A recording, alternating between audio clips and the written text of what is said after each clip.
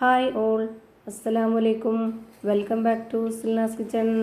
ഇന്നത്തെ റെസിപ്പി നല്ല ഒരു വെറൈറ്റി ടേസ്റ്റി ആയിട്ടുള്ള അടിപൊളി ഈവനിങ് സ്നാക്സിൻ്റെ റെസിപ്പിയാണ്.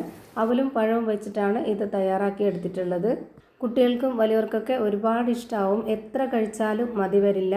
അപ്പോൾ ഇതെങ്ങനെയാണ് തയ്യാറാക്കുന്നതെന്ന് അറിയാനായിട്ട് വീഡിയോ സ്കിപ്പ് ചെയ്യാതെ മുഴുവനായിട്ടൊന്ന് കണ്ടു നോക്കണേ. ഇതിനായി ആദ്യം തന്നെ മീഡിയം പഴുപ്പുള്ള 2 നേന്ത്രപ്പഴം എടുത്തിട്ടുണ്ട്. അതൊന്ന് തൊലി കളഞ്ഞതിന് ശേഷം ഇതേപോലെ ചെറുതായിട്ട് കട്ട് ചെയ്തിട്ട് ഇതേപോലെ ഒരു ചെറിയ മിക്സിയുടെ ജാറിൽ ഇട്ട് കൊടുത്തിട്ടുണ്ട്. ഇനി ഇതിലേക്ക് നല്ലൊരു മണത്തിന് വേണ്ടിയിട്ട് ഒരു 3 ഏലക്ക ഇട്ട് കൊടുക്കാം.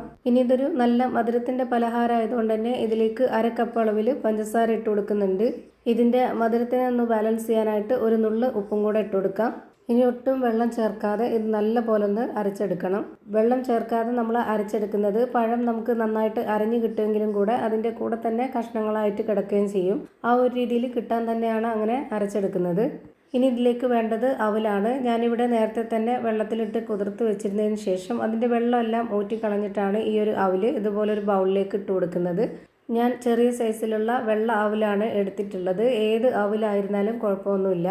ഇനി അരച്ച് വെച്ചിരുന്ന ആ ഒരു പഴത്തിൻ്റെ മിക്സ് മുഴുവനായിട്ടും ഇതിലേക്ക് ഒഴിച്ചു കൊടുക്കാം.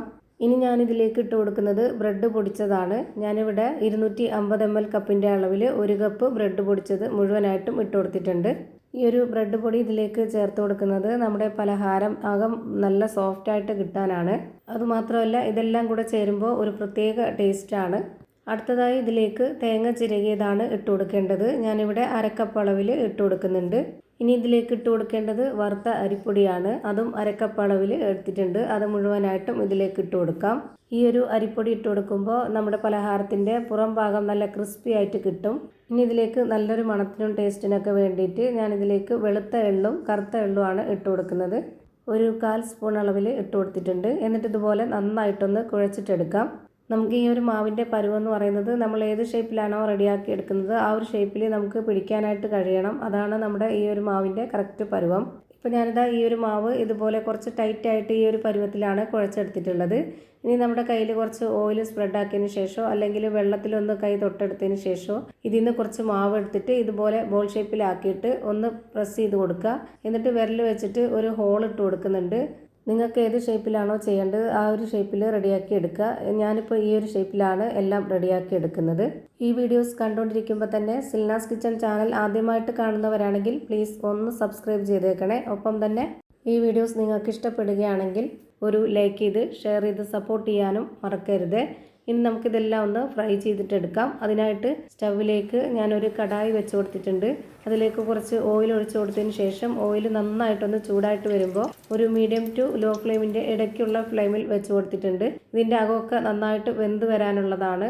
അപ്പോൾ ഒരുപാട് ഫ്ലെയിം കൂടിക്കഴിഞ്ഞാൽ പെട്ടെന്ന് കരിഞ്ഞു പോവും. പുറം ഭാഗം വേഗം കരിഞ്ഞിട്ട് അകം വേവാതാവും. അപ്പോൾ അങ്ങനെ വരാതിരിക്കാൻ ആ ഒരു ഫ്ലെയിമിൽ വെച്ചിട്ട് വേണം നമ്മളിത് വേവിച്ചെടുക്കാനായിട്ട്. അതുപോലെ ഇട്ട് കൊടുത്ത ഉടനെ തന്നെ നമ്മൾ പെട്ടെന്നൊന്ന് ഇളക്കി ഇട്ട് കൊടുക്കണം. അല്ലാന്നുണ്ടെങ്കിൽ അടിക്ക് പിടിക്കും. ഞാനിപ്പോൾ ഇവിടെ തിരിച്ചും മറിച്ചൊക്കെ ഇട്ട് കൊടുത്ത് നന്നായിട്ട് വേവിച്ചെടുത്തിട്ടുണ്ട്. ഇനി നമുക്കിത് എണ്ണയിൽ നിന്ന് കോരി മാറ്റാം. ഒട്ടും എണ്ണ കുടിക്കാത്ത നല്ല ടേസ്റ്റി ആയിട്ടുള്ള നല്ലൊരു വെറൈറ്റി പലഹാരത്തിൻ്റെ റെസിപ്പിയാണ്. എന്തായാലും ഒന്ന് ട്രൈ ചെയ്ത് നോക്കണം. എല്ലാവർക്കും ഇഷ്ടാവുകയും ചെയ്യും. അതുപോലെ തന്നെ നോമ്പ് ടൈമിലും അല്ലാത്തപ്പോഴൊക്കെ ട്രൈ ചെയ്യാൻ പറ്റിയിട്ടുള്ള ഒരു അടിപൊളി ഐറ്റമാണ്. ഇതിൻ്റെ അകം എങ്ങനെയാണ് ഇരിക്കുന്നതെന്ന് അറിയാനായിട്ട് ഇതൊന്ന് പൊട്ടിച്ച് കാണിക്കുന്നുണ്ട്. അപ്പോൾ ഇത്രയേ ഉള്ളൂ ഇന്നത്തെ വീഡിയോ ഇഷ്ടമായാൽ ലൈക്ക് ചെയ്യാനും കമൻറ്റ് ചെയ്യാനും ഷെയർ ചെയ്യാനും മറക്കരുത്.